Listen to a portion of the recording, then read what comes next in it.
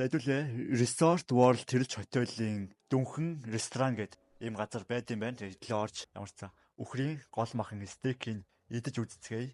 Ямар цаа нэлээд шүүрхий байдаг гэсэн тэр сонсч байсан нэг юм олоод идэж үзсэг юм одоо идэж үзцгээе.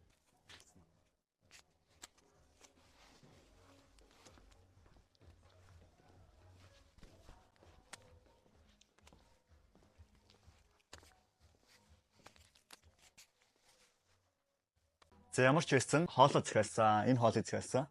Үхрийн гол махан стейк гэдэг ийм хоол захиалсан. За тэгээ хоолоо гарч ирэхээр хамтдаа амталж үзээд тухайн үеийг сэтгэлдээ хэлээд гоё ярилцгаая. За хоол маань ямар ч сан гараад ирлээ. Үхрийн гол махан стейк. За нэг стейк, нэг помидор, тэгээ брокколи. Энэ одоо ямар юм болоо? Бас нэг юм байна. За мөөг бай. Энэ юу юм?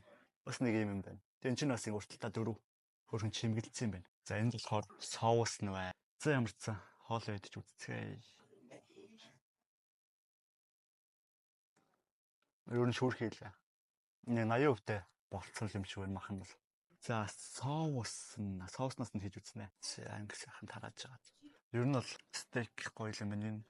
Гурилгүй болохоор энэ төмөс хийсэн юм байна. Ер нь мах идсэн л ер нь л амар л та. Махан нэгтэй нэх амар хэмжээ нь бол нэг хэмэр ихэс биш юм байна. Энд ч одоо ингээл цэвэр уураг л юм да. Мах маань нэг иймэрхүү хэмжээтэй мах байна. Нэр вайнаас авсан байгаа. Вайн.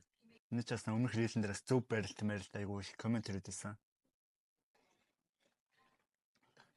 Нэлээд л амар шүүмж ирж ирлээ. Тэгээ одоо яахт те. Нэг зөв барилтын тэгэл амар тавилттай яваагүй шүү. Өөрийнхөө бол барайл ууцсан. Тэсэн ч амар пив ууж байгаа юм шиг эсвэл арх ууж байгаа юм шиг гэл. Янз янзаар хэлж илээ. Гэтэ яахт те.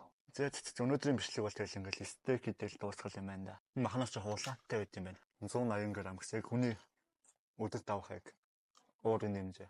Зэн соусных нь амтных амтдаггүй байна. Тэр махны яг шүүстэй нэг юу ойролцоо амттай байна.